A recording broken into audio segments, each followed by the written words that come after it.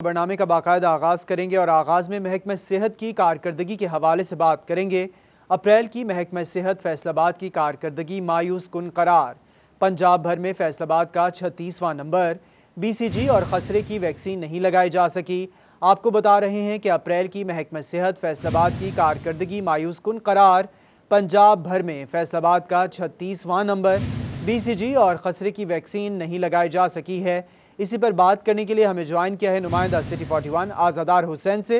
जी आज़ादार हुसैन, बताइएगा किन वजूहात की बिना पर महकमा सेहत की कारकर्दगी मायूस कुन करार दी गई है।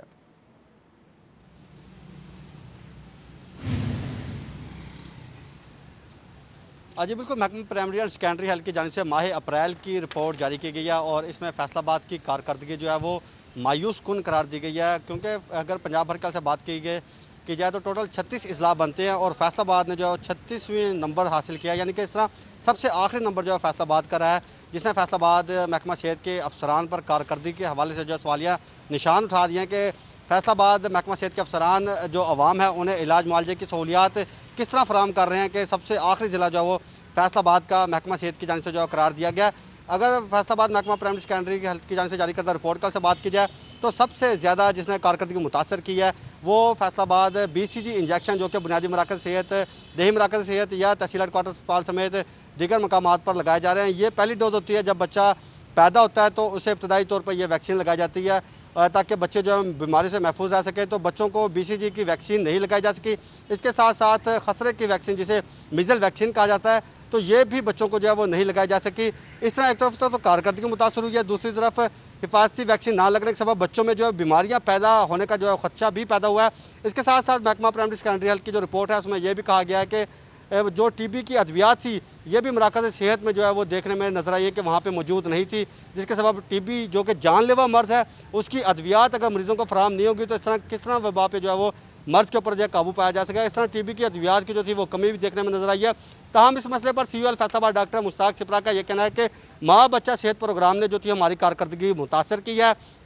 2 खवातीन अफसर जिनके जिम्मे ड्यूटी लगाई गई थी कि उन्होंने पोर्टल का निज़ाम देखना और रिपोर्टिंग करनी है, तो उनकी जानिब से ना तो रिपोर्टिंग की गई ना पोर्टल का निज़ाम देखा गया।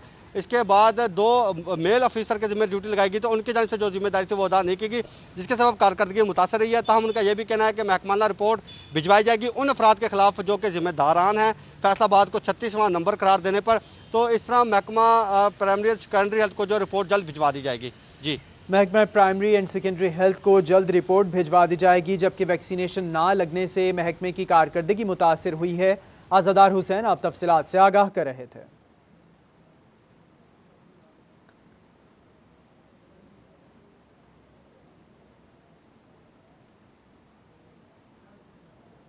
आज़ादार हुसैन हमारे साथ मौजूद थे और बता रहे थे कि अप्रैल की महकमा सेहत फैसलाबाद की कारकर्दगी मायूस कुन करार दे दी गई है।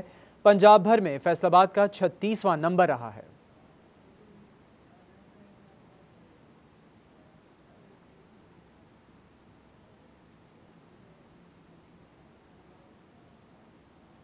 आपको बताएं कि फैसलाबाद में 1800 एकड़ पर बनने वाला हाउसिंग प्रोजेक्ट FDA सिटी नाकाम। बिजली की अदम फराहमी के बायस मंसूबा आबाद होने से कबल ही उजड़ गया। स्कूल और डिस्पेंसरी सहूलत ना निकासियाब का मंसूबा फाल हो सका। पानी की टैंकियां भी ख्वाब होने लगीं। सड़कें भी टूट फूट का शिकार हैं। फेज 1 के 9000 अलॉटीज के अरबों रुपए डूबने का खदशा पैदा हो गया है। आपको बता रहे हैं इस हवाले से तफसीलात से आगाह कर रहे हैं कि फैसलाबाद में 1800 एकड़ पर बनने वाला हाउसिंग प्रोजेक्ट FDA सिटी नाकाम हो गया है। हमारे साथ मौजूद हैं रमजान मिर्जा। जी रमजान, बताइएगा। शहर का सबसे बड़ा हाउसिंग प्रोजेक्ट FDA सिटी, जिसकी मजमूई तौर पर रकबा जो है जिसका 1800 एकड़ है, इस वक्त नाकाम दिखाई दे रहा है। ये शहर का ना सिर्फ सरकारी प्रोजेक्ट है बल्कि अपनी नौइयत का इसलिए भी मुनफरद प्रोजेक्ट है कि इतना बड़ा मंसूबा फैसलाबाद की तारीख का ये सबसे पहला मंसूबा है, जिसमें फेज़ 1 में तकरीबन 14,000 प्लॉट्स काटे गए और इनमें से 9,000 प्लॉट जो थी उनकी ऑक्शन हुई और जो अलॉटीज थे उन्होंने लाखों रुपए फीकस जो थे वो जमा करवाए और FDA के अकाउंट में अरबों रुपए जमा हुए इस मद में। लेकिन अफसोस की बात यह है कि इस वक्त यहाँ पर सूरत हाल क्या है, उस्मान आपको दिखा भी सकते हैं। मेरे यकम में ये सारा एफडीए सिटी है, जहां पर कहीं कहीं बिजली तो जो है वो उसके खंभे इंस्टॉल कर दिए गए हैं, लेकिन इसमें सहूलियात का फुकदान दिखाई देता है। ये मंसूबा 2005 में शुरू हुआ, जिसके बाद यहाँ पर नाक़िस पॉलिसी ये नज़र आई कि बिजली की फराहमी के हवाले से इक़दामात जो थे वो नहीं किए गए थे। फैसलाबाद से ताल्लुक़ रखने वाले सूबाई वज़ारा ने यहाँ पर यके बाद दीगरे कई एक बार बिजली की फराहमी के मंसूबों का आगाज़ किया, मगर बिजली की फराहमी ना हो सकी। इस वक्त भी सूरत हाल ये है कि यहाँ पर जुज़वी तौर पर बिजली तो आना शुरू हो गई है, लेकिन इसके अलावा जो पानी की, सीवरेज की, सुई गैस की और जो पीटीसीएल की सर्विसेज हैं वो 100% फंक्शनल नहीं हो सकें। इसके अलावा यहाँ पर जो इसकी हिफाजती चार दीवारी है वो जगह जगह से टूट फूट का शिकार है, सिक्योरिटी यहाँ पर मौजूद नहीं, और रात में अगर यहाँ पर आप रिहाइश पजीर होते हैं और रात के वक्त आप इस बात का अंदाज़ा लगा सकते हैं कि इतने बड़े उजाड़ बियाबां इलाके में आप बेयारो मददगार होंगे।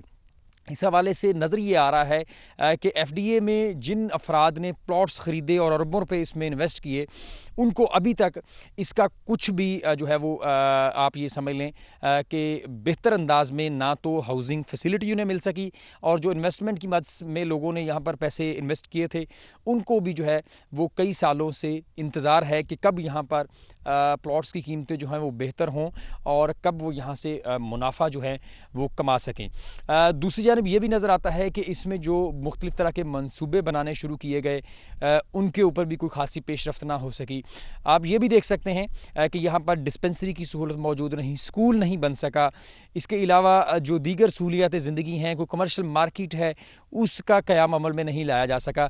और अगर कोई फ़र्द जो है वो यहाँ पर प्लॉट, बिजली पहुँच भी अगर किन इलाकों में गई है, अगर वहाँ पर कोई घर बनाएगा तो इन तमाम सहूलियात के लिए फिर शहर की तरफ, जो कि यहाँ से कई किलोमीटर दूर है, उसकी तरफ रुजू करना पड़ेगा। यही वजह है कि इसकी बेहतर मनसूबाबंदी ना होने की वजह से ये शहर अभी भी उजाड़ है, वीरान है और आबादकारी मुमकिन नहीं हो सकी। मंसूबा नाकाम हो गया है, स्कूल और डिस्पेंसरी की सहूलत भी नहीं है, जबकि पानी की टैंकियां भी खराब होने लगी हैं। रमजान मिर्जा आप तफसीलात से आगाह कर रहे थे। आपको बताएं कि झंग में सीवरेज निकासी पर तवज्जो, पंजाब हुकूमत ने 8 करोड़ रुपए जारी कर दिए। पाइपलाइंस और डिस्पोजल्स की तामीर समेत दीगर कामों के लिए 2 सालों में 13 करोड़ जारी। साबिका हुकूमत में शुरू होने वाले मंसूबे की तकमील का तखमीना 100 अरब रुपए लगाया गया है। बात करेंगे मुबशिर हसन नकवी से। जी मुबशिर, आगाह कीजिएगा। जी बिल्कुल, झंग के बेशतर इलाके सीवरेज के गंदे पानी में डूबे हैं और शहरियों को मुश्किलात का सामना है। तो दूसरी जानिब 2 साल पहले शहर में सीवरेज के निज़ाम को बेहतर करने के लिए एक मास्टर सीवरेज प्लान तश्कील दिया गया। 1.25 अरब रुपए की लागत से मुख्तलिफ मुकामात पर सीवरेज पाइपलाइंस बिछाई जाना थी और उसके साथ साथ डिस्पोजल वर्क्स तामीर होना था। लेकिन 2 साल गुजर गए, ये मनसूबा मुकम्मल ना हो सका। तहम हुकूमत पंजाब ने इन 2 सालों के दौरान सिर्फ 5 करोड़ रुपए जारी किए। तहम महकमा पब्लिक हेल्थ इंजीनियरिंग के मुताबिक हुकूमत पंजाब ने मजीद 8 करोड़ रुपए जारी कर दिए हैं, जिससे रुका हुआ काम एक बार फिर शुरू हो गया। जिस पर शहरियों का यह कहना है कि 1.25 अरब रुपए का यह मनसूबा है और मजमूई तौर पर सिर्फ 13 करोड़ रुपए जारी किए गए हैं, जिससे यह मनसूबा बर वक्त मुकम्मल होता नहीं दिखाई देता। जिस पर शहरियों ने हुकूमत पंजाब से मुतालबा किया है कि इस मनसूबे को मुकम्मल करने के लिए जो बकिया रकम है वो जारी की जाए, ताकि यह मनसूबा जल्द अज जल्द मुकम्मल हो सके और शहरी जो गंदे पानी में डूबे हुए हैं वो इन मुश्किलों से, जिनकी मुश्किल ख़त्म हो जाए और तमाम तर अफराद ऐसे इलाके जहां पर गंदा पानी जमा है, इन इलाकों में मच्छरों की बहुतात है, ताफून फैला हुआ है, लोग बीमार होने लगे हैं और लोगों ने नकल मकानी भी शुरू कर दी है। तहाँ महकमा पब्लिक हेल्थ इंजीनियरिंग का यह कहना है कि अगर फंड इसी रफ्तार से आते रहे तो यह मनसूबा अगले 3 साल में भी मुकम्मल होता नजर नहीं आ रहा। जी बहुत शुक्रिया, आप तफसीलात से आगाह कर रहे थे मुबशिर हसन नकवी। फैसलाबाद माहौलियाती एतबार से गंदा शहर या हकायक कुछ और, खोज लगाने के लिए महकमे की जानिब से डिवाइसेस नस्ब की जाने लगी। एयरपोर्ट और चनाब क्लब के बाद ऐवान सनत व तिजारत पर डिवाइस नस्ब, आलूदा इलाकों का तयन करके आलूदगी का जायजा लिया जाएगा। आपको बता रहे हैं फैसलाबाद में माहौलियाती एतबार से गंदा शहर है या हकायक कुछ और हैं, खोज लगाने के लिए महकमे की जानिब से डिवाइसेस नस्ब की जाने लगी हैं। इसी पर बात कर लेंगे नुमाइंदा सिटी 41 मोहम्मद बिलाल डोगर से। जी बिलाल, आगाह कीजिएगा। जी बिल्कुल, इंटरलूप प्राइवेट लिमिटेड के ताउन से के इश्तराक से इनोवेशन लैब की जानिब से Faisalabad international airport Chenab club, उसके बाद अब फैसलाबाद ऐवान सनअत तजारत के ऊपर एक डिवाइस नस्ब की जा रही है, जिसकी बिना के ऊपर फैसलाबाद केनार रोड और मुल्का इलाकों की जो क्वालिटी है, एयर क्वालिटी उसका और माहौलियाती अगर तब्दीलियों के ऊपर देखें तो चीज़ें देखी जा सकें। ऑनलाइन इसका डेटा जो है वो भी अवेलेबल होगा। MOU साइन हुआ है, हमारे साथ सदस्य भी मौजूद हैं, इनसे बात करते हैं। आप सब कैसे देखते हैं कि इसके ऊपर MOU साइन हुआ है और खासतौर पर ये बड़ी इस वक्त ज़रूरत है पूरी दुनिया के अंदर एयर क्वालिटी और माहौलियाती आलूदगी के ऊपर सबसे ज़्यादा बात हुई। देखें जी, इस वक्त पाकिस्तान को इस वक्त सदारत भी मिल चुकी है। लास्ट हमारे प्राइम मिनिस्टर उसको हेड करेंगे। क्लाइमेट चेंज के ऊपर जो मीटिंग होने जा रही है, तो जहाँ पर हम फैसलाबाद चेंबर बात करते हैं इंडस्ट्रियलाइजेशन की, वहाँ पर हम इस चीज़ की इंश्योरेंस भी करते हैं कि हम आने वाली नस्लों को एक साफ़ सुथरा माहौल देने के लिए भी अपनी कोशिशें जारी रखें, क्योंकि it's a parallel procedure. Industrialisation और बिजनेस एक्टिविटीज़ को भी साथ रखना है, साथ साथ हमने अपने माशरे के लिए हेल्दी और सेहती, उसी के लिए हमारी एक नई काविश है और हम इनोवेशन लैब को मुबारकबाद पेश करते हैं। उनके साथ फैसिलिटेशन के लिए हमने काम कर रहे हैं ताकि हम सबसे पहले तो मैयर कर सकें हमारी एयर पोल्यूशन इंडेक्सेस क्या है, हम फिर उसको नॉन पोल्यूशन की तरफ कैसे जाएंगे, एयर को कैसे साफ़ सुथरा रख सकते हैं, क्योंकि साफ़ सुथरा माहौल और साफ़ सुथरी हवा ये आने वाली नस्लों की तरफ से हमारे ऊपर एक जिम्मेदारी है और उसको अदा करने के लिए फैसलाबाद चेंबर हमेशा अपना किरदार अदा करता रहेगा। जुल्फ़िकार भट्ट साहब मौजूद हैं, आपके CEO हैं, आप क्या कहेंगे कि इससे किस हद तक फैसलाबाद के जो शहरी हैं वो मुस्तफ़ीद हो सकेंगे? अस्सलाम वालेकुम। सबसे पहले तो ये है जी कि इंडस्ट्री के तावन से और ख़ास तौर पे चैम्बर जो कि इंडस्ट्री का रिप्रेजेंटेटिव है, तो वो हमारे साथ ऑन बोर्ड हैं, क्योंकि वो सब लोग जो है रियलाइज़ करते हैं कि पब्लिक की ये बड़ी डिमांड है कि हम देख सकेंगे एयर क्वालिटी का लेवल क्या चल रहा है। तो बहुत शुक्रिया बिलाल जोगर, आप तफसीलात से आगाह कर रहे थे कि एयर क्वालिटी इंडेक्स को जांचने के लिए डिवाइसेस नस्ब की जा रही हैं। दूसरी जानिब कोरोना के मोहलिक वार्ड डिवीजन में 24 घंटों में 9 मरीज जाँ बहक, जबकि 56 अफराद में वायरस की तस्दीक हो गई है। फैसलाबाद में 37, झंग में 13, टोबा में 6 मरीज कोरोना का शिकार हो गए हैं।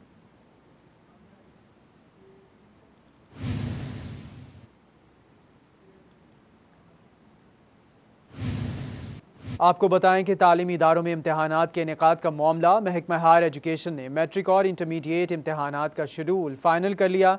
26 जून से 12वीं जमात के इम्तहानात का आगाज होगा। पंजाब भर के तालीमी बोर्ड्स 26 जून से 12वीं जमात के इम्तहानात मुनक्किद करेंगे। इंटरमीडिएट के 15 रोज़ बाद मैट्रिक के इम्तहानात मुनक्किद किए जाएंगे। 2 रोज़ में इम्तहानात की डेट शीट जारी होने का इम्कान।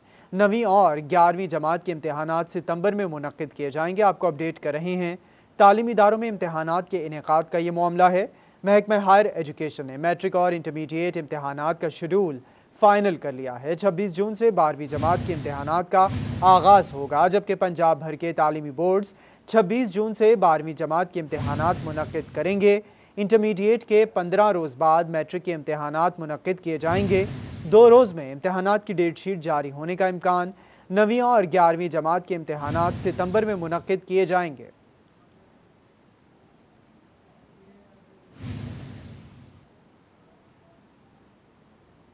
बात कर लेंगे महंगाई के हवाले से। महंगाई ने आवाम की कमर तोड़ दी। बिजली के बिल आवाम की पहुंच से बाहर हो गए। बिलों की अदम अदायगियों पर 75,500 सारिफिन का नाम ER लिस्ट में शामिल कर लिया।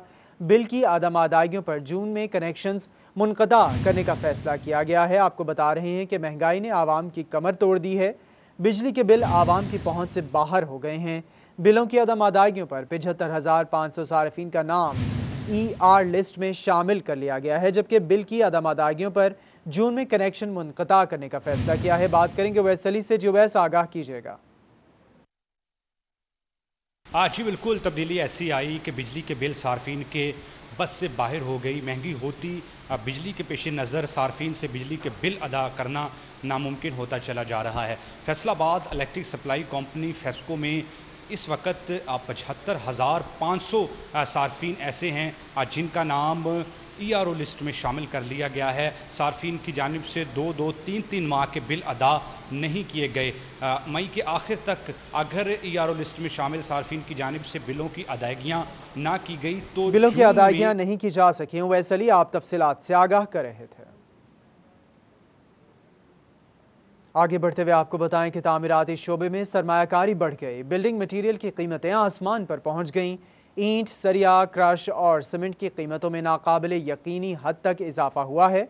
इसी पर मजीद तफसीलात से आगाह करने के लिए हमारे साथ मौजूद हैं शराज भट्ट जी। शराज, आगाह कीजिएगा।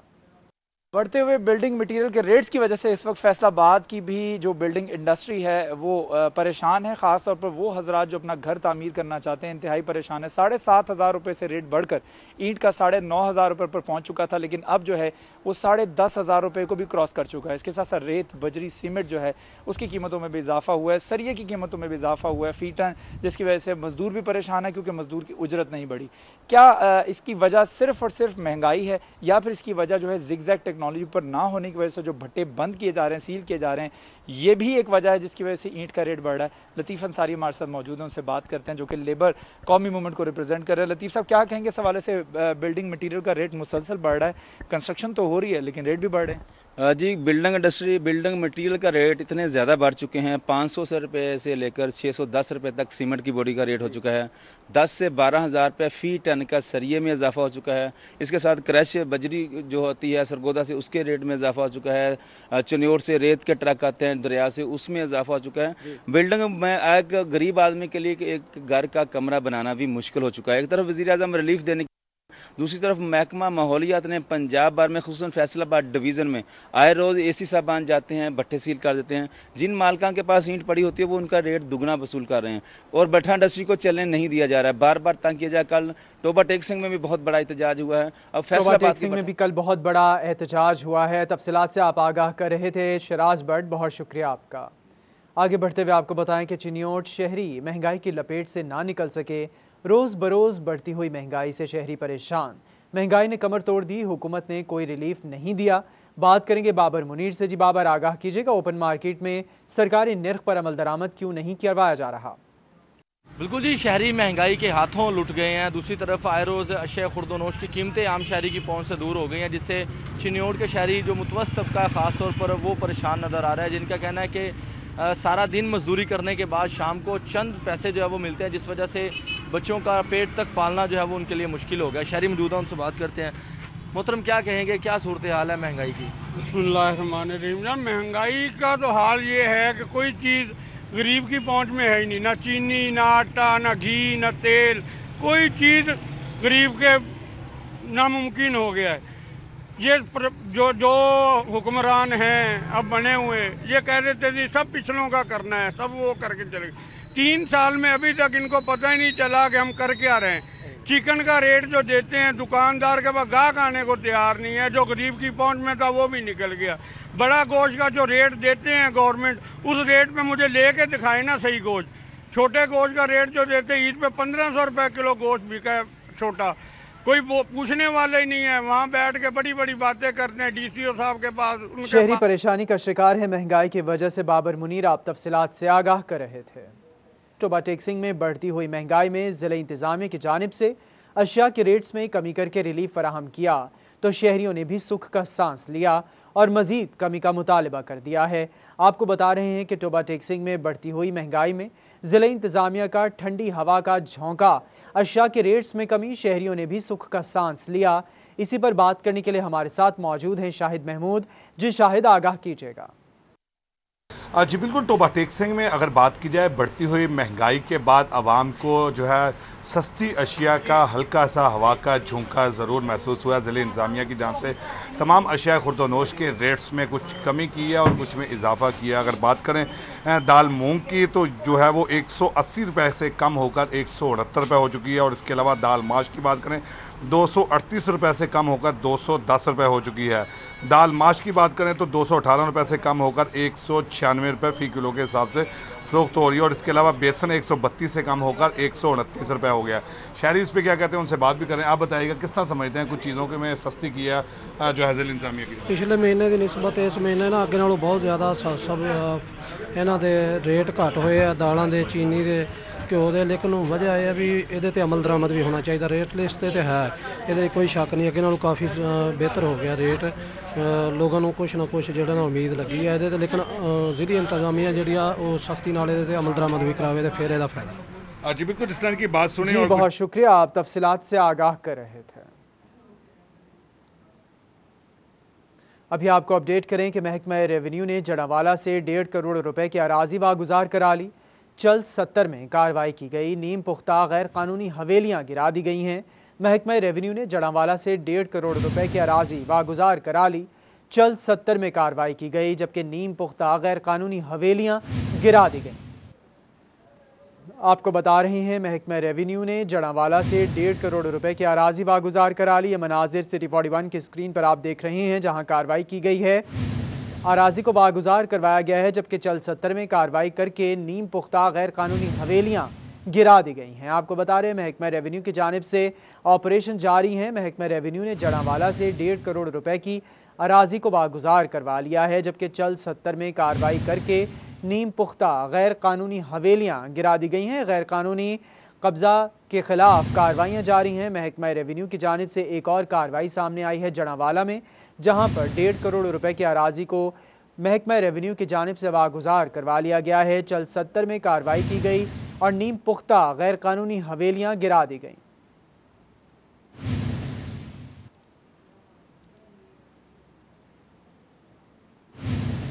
अभी आपको बताएं कि deputy airport manager Lahore Anwar Zia manager Faisalabad airport तैनात कर दिए गए हैं। CAA ने नोटिफिकेशन जारी कर दिया।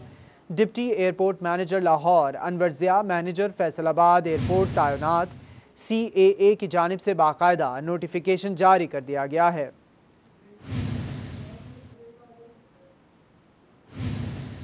झंग में डेंगू वायरस के फैलाव का खतरा असर उठाने लगा और रवां साल डेंगू के मुश्तबा मरीजों की तादाद 1985, जबकि रवां माह में 121 मरीजों में डेंगू का शुबा जाहिर किया गया। इसी पर बात करेंगे उवैस खान से। जी उवैस, आदाद शुमार के हवाले से आगाह कीजिएगा। तो बिल्कुल झंग में कोरोना वायरस के बाद डेंगू वायरस भी सर उठाने लगा है और इस सूरत हाल के पेश नज़र ज़िला इंतज़ामिया की जानिब से इकदाम मज़ीद तेज़ करने का फैसला किया गया है। डेंगू कंट्रोल कमेटी की जानिब से डिप्टी कमिश्नर फयाज़ अहमद महल को रिपोर्ट जो है वो भिजवाई गई है, जिसके मुताबिक जो है रवां साल जो है 1 जनवरी से अब तक की गई जो है वो अस्पतालों के अंदर आने वाले मरीज़ों की चेकिंग के दौरान और सैम्पलिंग के दौरान जो है 1985 मरीज़ों के अंदर जो है वो डेंगू के मुश्तबा मरीज़ पाए गए हैं, जबकि रवां माह जो है वो 121 मरीज हैं जिनमें डेंगू का शुबा पाया गया है। 121 मरीजों में डेंगू का शुबा पाया गया है। उवैस खान, आप तफसीलात से आगाह कर रहे थे। चिन्योट में दिमाग के मर्ज में मुब्तला मरीज दरबदर। डिस्ट्रिक्ट हेडक्वार्टर अस्पताल में न्यूरो सर्जन की खाली आसामी पर तैनाती 11 साल बाद भी ना हो सकी। मरीज प्राइवेट महंगे दामों इलाज कराने पर मजबूर हैं। बात करेंगे अब्दुल कदीर से। जी अब्दुल कदीर, बताइएगा, तैनाती 11 साल बाद भी नहीं हो सकी। हाँ जी बिल्कुल, अगर आप दिमागी मर्ज में मुब्तला हैं तो डिस्ट्रिक्ट हेडक्वार्टर अस्पताल चिन्योट का रुख ना करें। यहाँ पर 11 साल से न्यूरो सर्जन की खाली असामी पर तैनाती नहीं हो सकी, जिसकी वजह से जो रोजाना की बुनियाद पर आने वाले सैकड़ों मरीज हैं उनका इलाज मुआवजा मुमकिन नहीं हो पा रहा है। इस वजह से मरीजों के साथ आए लवाकिन भी हमारे साथ मौजूद है, उनसे भी बात करने की कोशिश करते हैं। सर, आप देखिएगा कि न्यूरो सर्जन की खाली असामी पर ताहाल तैनाती नहीं हो सकी, क्या कहते हैं इस बारे? चिन्योट को डिस्ट्रिक्ट बने हुए तकरीबन 11 साल हो चुके हैं। यहाँ पे रोजाना की बुनियाद पर सैकड़ों लोग आते हैं। 11 साल बाद भी न्यूरो सर्जन की तैनाती नहीं हो सकी है। अब्दुल कदीर, आप तफसीलात से आगाह कर रहे थे।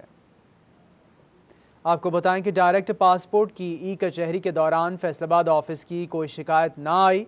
खवातीन के लिए स्पेशल काउंटर्स बनाकर मजीद आसानियां कर दी गई हैं। बात करेंगे वकास बेग से। जी वकास, तफसीलात से आगाह कीजिएगा।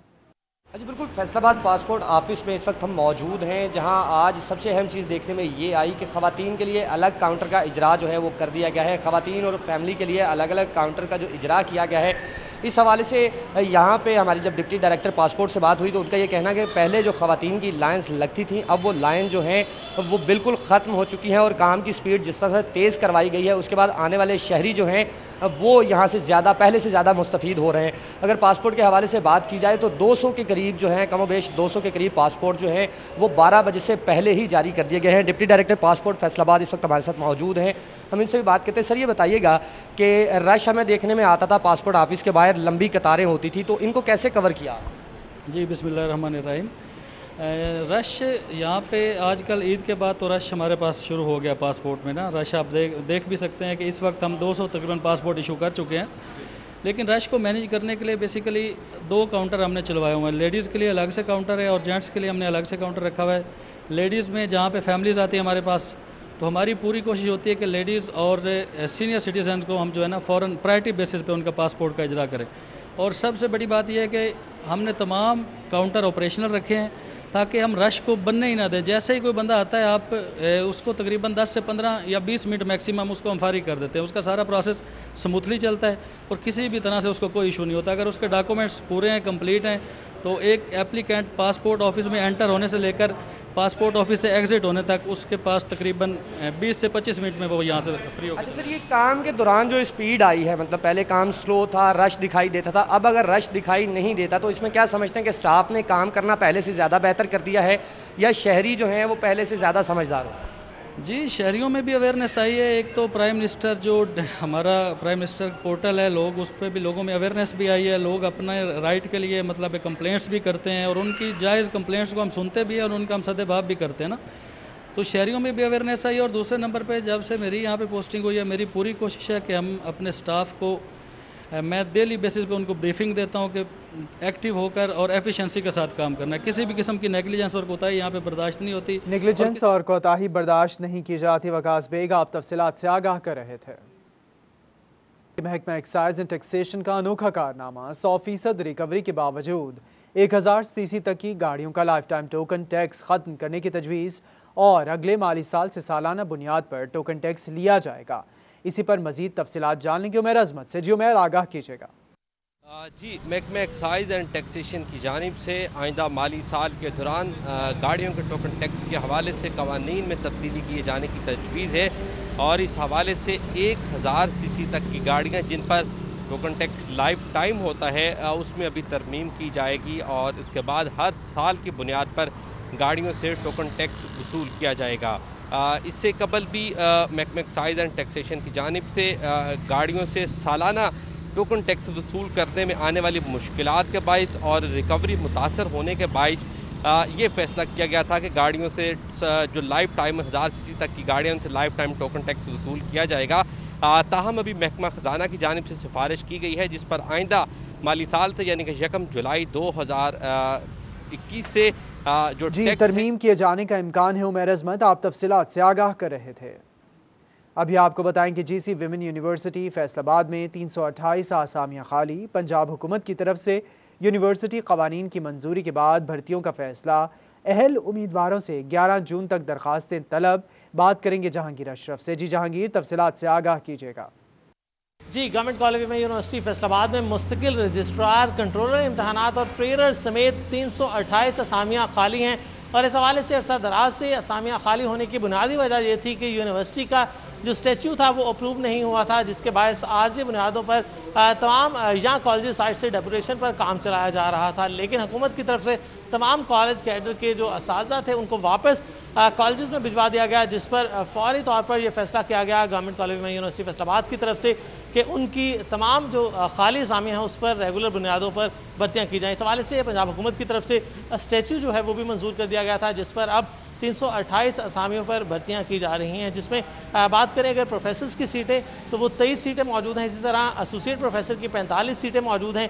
116 असिस्टेंट प्रोफेसर भर्ती किए जाएंगी और इसके साथ साथ अगर बात करें लेक्चरार की तो 127 सीटें खाली हैं, जिसमें इन तमाम टीचिंग स्टाफ में सिर्फ फीमेल कैंडिडेट ही अप्लाई कर सकेंगी और हायर एजुकेशन कमीशन का जो क्राइटेरिया है लेक्चरार, असिस्टेंट, एसोसिएट और प्रोफेसर के लिए वही लागू होगा। इसके अलावा रजिस्ट्रार, कंट्रोलर इम्तहानात, ट्रेनर और दीगर जो नॉन टीचिंग स्टाफ की असामियाँ खाली थी उन पर भी भर्तियों के लिए उम्मीदवारों से 11 जून तक दरख्वास्तें तलब की गई हैं, जबकि तमाम जो टीचिंग स्टाफ की सीटें हैं उनके लिए NTS टेस्ट के तहत तमाम जो उम्मीदवार हैं उनसे स्क्रूटनी के लिए टेस्ट भी लिया जाएगा, जिसके बाद सिर्फ टेस्ट में कामयाब उम्मीदवारों को ही इंटरव्यू के लिए बुलाया जाएगा। कामयाब उम्मीदवारों को ही बुलाया जाएगा। उमेर अजमत आप जहांगीर अशरफ आप तफसीलात से आगाह कर रहे थे। खुसूसी बच्चों को मुआशरे का काबिल फर्द बनाने के लिए असातिज़ा नज़रअंदाज। तमाम मुलाजमीन के लिए 25% अलाउंस। स्पेशल एजुकेशन असातिज़ा और दीगर स्टाफ को एक आना न मिला। नाबीना असातिज़ा का हुकाम से इम्तियाजी सलूक बंद करने का मुतालबा। बात करेंगे शाहिदा घुमन से। जी शाहिदा, बताइएगा। जी, हुकूमत पंजाब की जानब से तमाम सरकारी मुलाजमीन के लिए डिस्पैरिटी 25% अलाउंस जो है वो मुख्तस किया गया, जिसमें जो है वो दीगर तमाम मुलाजमीन शामिल है। लेकिन इस जो अलाउंस में फिर से जो है वो स्पेशल एजुकेशन को नज़रअंदाज कर दिया गया। ना सिर्फ स्पेशल एजुकेशन के असातिज़ा बल्कि जो नॉन टीचिंग स्टाफ है उनको भी जो है वो किसी भी किस्म का एक आना तक नहीं दिया गया। हमारे साथ मौजूद हैं स्पेशल एजुकेशन के मेम्बरान, उनसे जानते हैं। सर बताइएगा, हुकूमत पंजाब की जानब से ये अलाउंस जो है वो दोबारा से जारी किया गया है, ऐलान किया गया कि 25% अलाउंस दिया जाएगा। फिर से स्पेशल एजुकेशन के ना तो असातिज़ा और ना ही किसी नॉन टीचिंग स्टाफ को इसमें जो है वो एक आने का भी जो है वो रवादार है, उनके लिए कोई भी रुपया जो है मुख्तस नहीं किया गया। क्या बात यह है कि गवर्नमेंट हमेशा ही स्पेशल एजुकेशन वालों के साथ नाइंसाफ़ी करती है।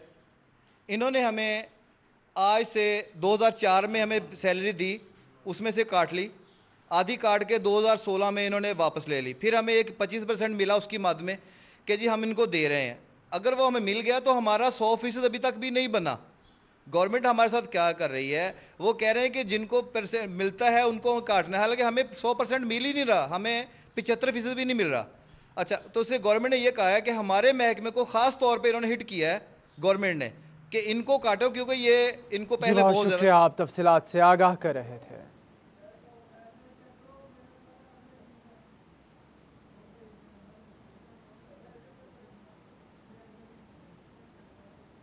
अभी आपको अपडेट करेंगे। झंग समेत तमाम अजला के असातिज़ा के लिए अच्छी खबर है। महकमा स्कूल एजुकेशन ने लीव इनकैशमेंट की फराहमी के लिए फंड्स जारी कर दिए हैं।